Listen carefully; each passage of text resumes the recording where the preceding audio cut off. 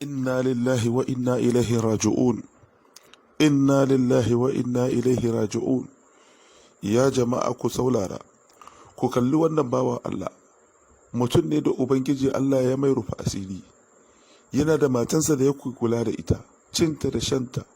Ya gina mata makekin gida wanda suka tare a ciki. Ya taimaka mata a wurin gudanar da rayuwarsu a duniya. Ya nemi mata aiki, tana samu tukuru. Bai taba damuwa da samunta ba, amma kwasam suna zama ya gaya mata cewa zai auro mata mace ɗaya ya kara bisa kanta, ya zama yana da mata a biyu. Zafin kishi ya doki wantan mata, ta tabasa mai, tabashashin mai wanda yake gashi nan yayi jazir, yana zamansa ta doki ta wasa mai. Kalli bayansa, dubi tun daga wuyayensa har zuwa kasa, dubi yanda jikin wannan bawan Allah ya swale saboda zafin kishi wanda yake ya kaita zuwa ga irin wannan.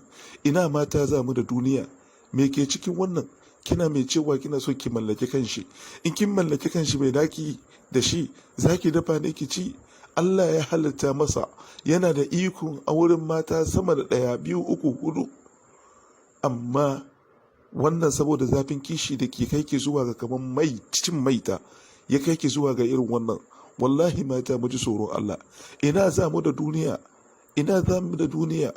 Ba ke kika halicce shi ba, ba ke ne wanda kika haife shi ba, kawai ne ya auro ki.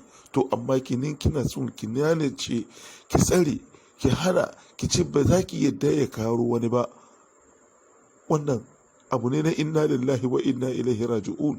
Mu kalli wannan abin da yake abin takaici da wannan bawan Allah ya sinta kansa a ciki. Allah ya raba mu da irin wa'annan mata. Ubangiji Allah ya kare mu da irin sharrin wa'anga mata.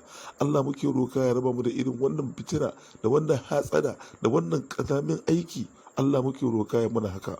Wassalamu alaikum wa rahmatullahi wa barakatuhu.